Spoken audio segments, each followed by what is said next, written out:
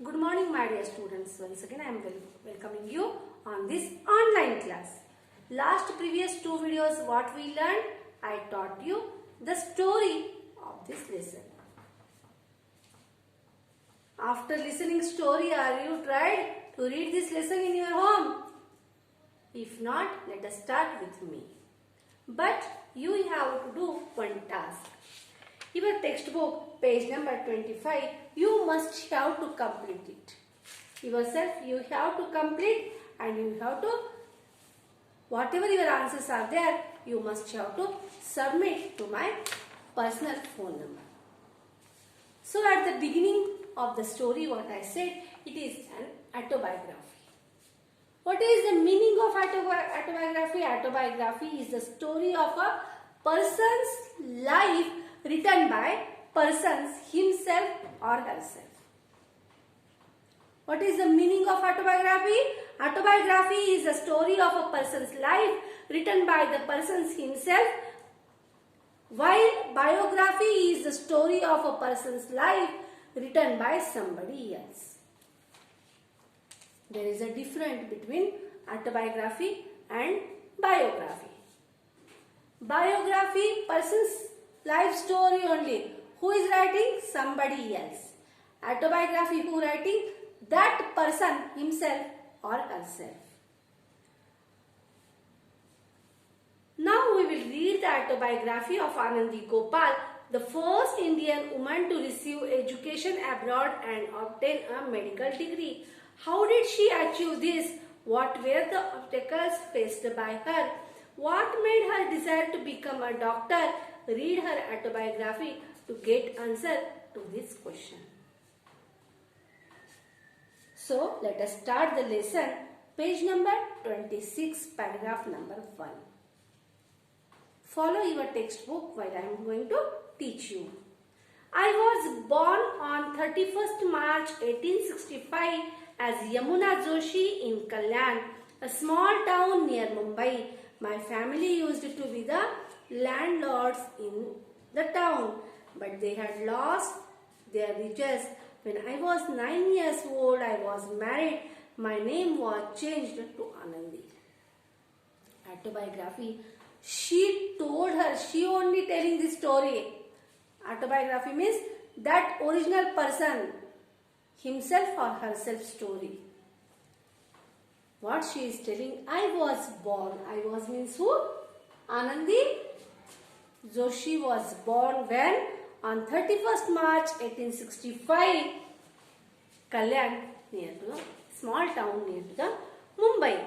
And what was her family? Her family was, her father was a landlord. But suddenly what happened? It was bad luck to her family. Her father lost all their riches. And when Yamuna was only 9 years old, she married and her name changed to Anandi. Now paragraph number 2. Before my marriage, I could barely read Marathi. Education of girls was not common then. But my husband, Gopal Rao, was an ardent supporter of widow remarriage and women's education. After our marriage, he started teaching me. This was very difficult in those days.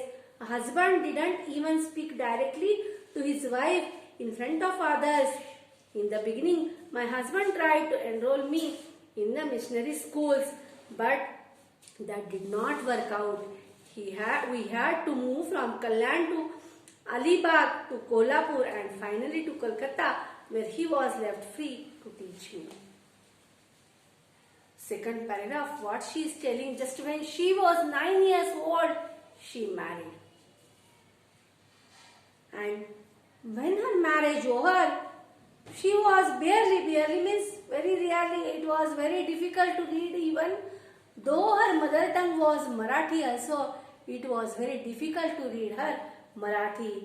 Education of girls was not common then. Education was there, but it was not common for the girls at that time. Who helped her? But my husband, Gopal Rao, was an ardent supporter of widow remarriage and women's education. He was a supporter of widow remarriage. See here, why so many women at that time was widow, there was a big reason. When the girl was too small, that girl is going to marry with an aged person. And automatically, due to the age difference, the person with whom she married, that person is going to die first only, and automatically she is going to become widow. But her husband, luckily she got very good husband. Her husband was a supporter of widow remarriage and women's education. He started to teach her after marriage. Her husband started to teach her. This was very difficult in those days. A husband didn't even speak directly to his wife in front of others. See here, at that time her husband never used to talk his wife in front of others. In such a condition, in such situation, her husband started to teach her.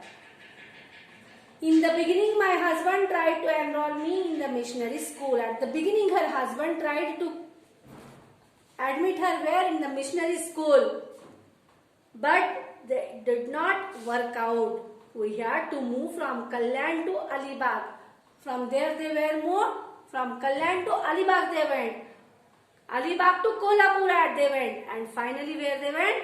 To Calcutta, where he was left free to teach me.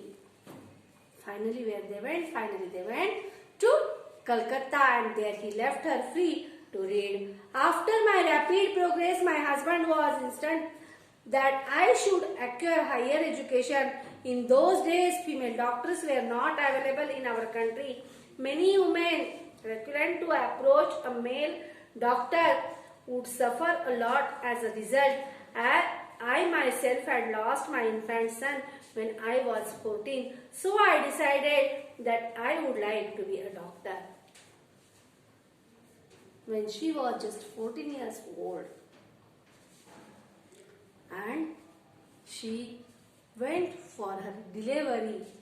What happened with her? She had lost her baby as the bad treatment she got from the male doctor, and that time only what she decided? She decided to become a doctor. My husband tried very hard to get me admitted to some university in America. Mrs. Carpenter of Rosley, New Jersey, by chance came to know my story and moved by correspondence and wrote me a letter. She offered to host me in USA. Since Gopal Rao wasn't able to get a job there, we decided that I should leave for America alone. We had to face a lot of opposition and criticism, to the extent of people throwing stones and cow dung at us. Finally, after many trials and tribulations, in June 1883, I reached America and met my carpenter Maushi aunt, who written one letter. He sent one advertisement at that time. Gopal Rao sent one advertisement that Anandi want to become a doctor. If any American is ready to help her, he is ready to send his wife. By reading her story in the newspaper, Mrs. Carpenter came to know Anandi is interested to take her education, medical education in America. By reading her story from America, from USA, Mrs. Carpenter sent one letter to Gopal Rao that she is ready to help her. Gopal Rao became more happy and he decided to leave his wife to America. But there was only one problem, that she must have to journey her own to reach America, because it was not chance to Gopal Rao to get any job in America. Finally, in June 1883, Anandi reached to America. In America, there were many things that I thought were strange, and many that carpenters found strange about me. For example, the carpenters found it odd that I wouldn't sit on the chair when Mrs. Carpenter was in the room, as the costumes in India.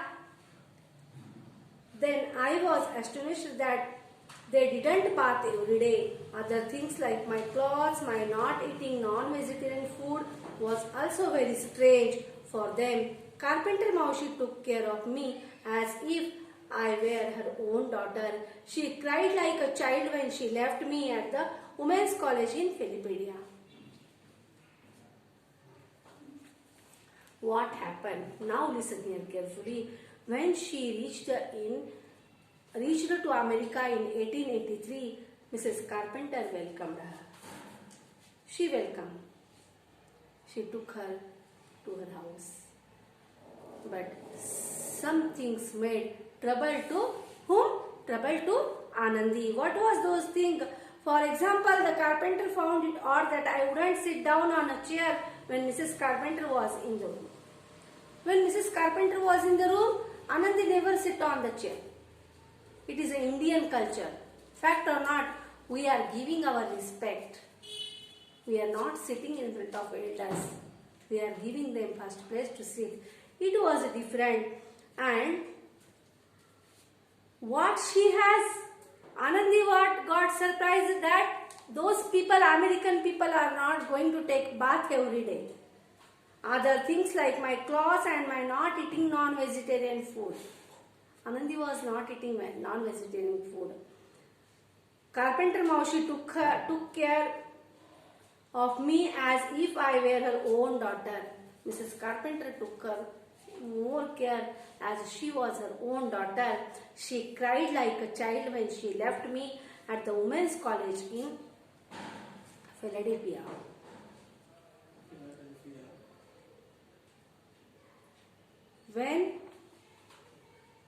What happened? Mrs. Carpenter took her much more care as her own daughter. Finally, where they went, she cried like child when she left me at the Women's College in Philadelphia. What was the name of the college? Philadelphia was the name of the college. 3-4 days, she stayed and stayed with Mrs. Carpenter. And finally, Mrs. Carpenter took her to the Women's College, Philadelphia. What happened with her in the college, I will teach you in the next class. Till then, take care.